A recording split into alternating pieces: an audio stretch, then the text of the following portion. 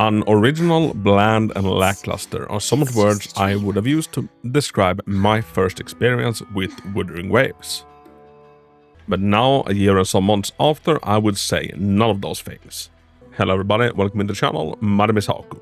I don't cover WuWa as much as some other gacha games, but in my spare time I do try to keep up with the game and I am thoroughly enjoying it. And I thought that this could be a video where I have a cup of coffee and kind of give you my view on the state of the game and like what I enjoy and where there might be some room for improvement. So first off, what is my history with Wuthering Waves? I was anticipating its launch, I played it on launch, I played it for 3 to 4 days, got through most of the content in the 1.0, and after the 4th day I had no want to keep on playing it. To me, nothing really like sparked excitement and yeah, I don't know, I just did not feel like keeping up with the game. So I let the game be and I focused on other titles. Then when we were approaching the release of Camellia, like people started popping in the chat like, oh, like Hako, have you seen the newest character coming up? Like she looks sick. Then I was like, okay, like let's see it. We looked at some trailers online and boom, I got shown Camellia and like holy smokes.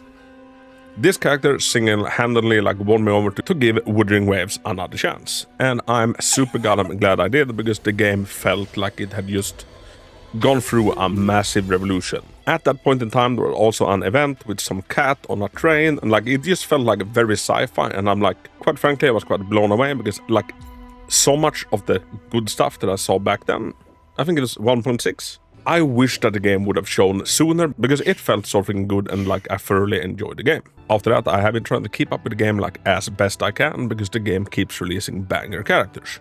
And then with the 2.0 launch, they introduced a new place called Rinasita, and nothing like I can say about this place like makes it justice with like just how gosh darn beautiful it is. And it also introduced a new mechanic where we can like fly with the characters. And I'm telling you, like flying has never felt, or like gliding or flying has never felt as good in any other open world game that I played as it does in WuWa. This is revolutionary and like it just feels so freaking good, and going back to any title where you know you can just glide, it just feels a little bit awful after this because I don't know. This is just the next level and this is the future for all upcoming titles, I would hope. Just take a second and take this entire view in, like it just looks drop dead gorgeous. And the fact that I know that I can get to, you know, that spire off in the distance in around a minute of flying, I don't know, it just feels cool.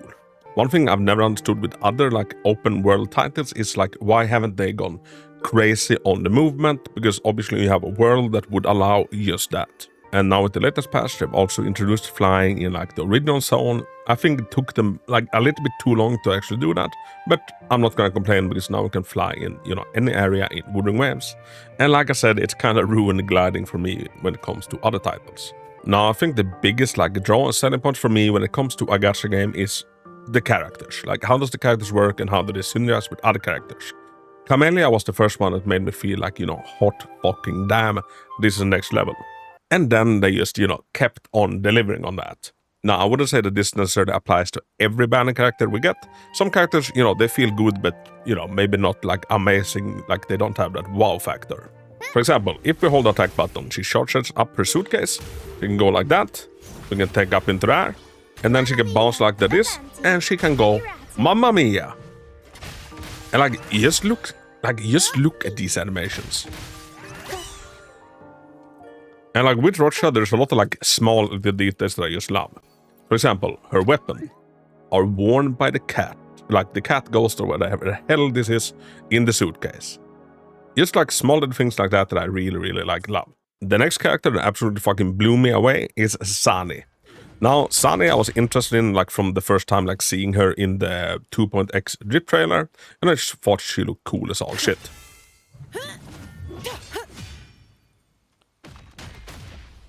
Now, Sunny's great and she's one of my favorite characters in the game.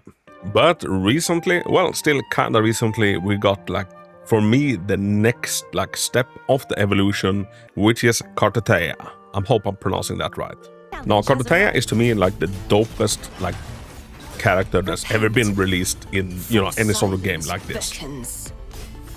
And I'm not saying that, you know, just because she gets massive bahugas when she does her ultimate. It's a nice bonus, but I would almost have preferred if she had stayed like Tiny Princess Zelda, like throughout the whole duration. But yeah, she ultimates and she has like this form, and then she has her normal little Princess Zelda form. And I don't know, she's just so goddamn fun to play.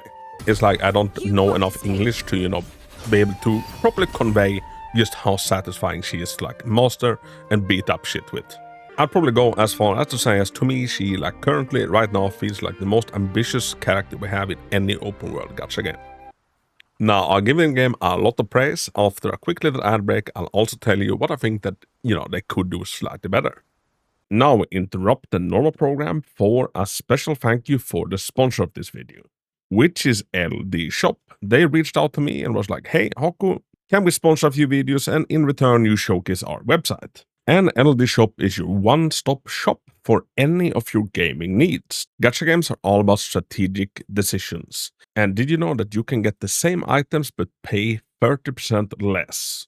Well, you can at LD Shop, and if you use my link to sign up, you get an additional 15% off your first order. LD Shop is great and it is instantaneous. They are fast and they are efficient, and they have a super high trust rating, a very fast responding support team, and a super generous money back guarantee if anything were to go wrong. So remember your one-stop gacha shop, LD Shop. Now on with video. Alright everybody, welcome back. Also, I just noticed that there's a double rainbow happening here. I've never ever seen this happen before.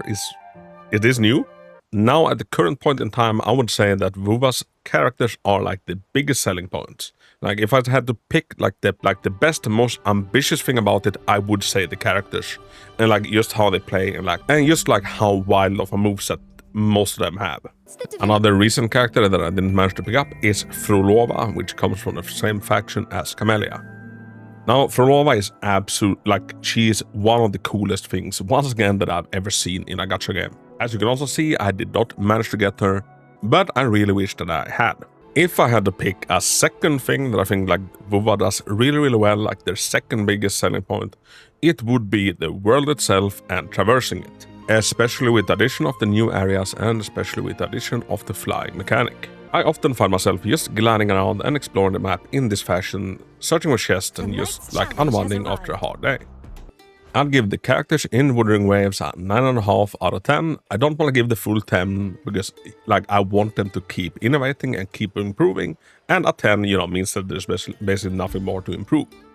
But I think compared to the competition in similar types of games, it is a 10.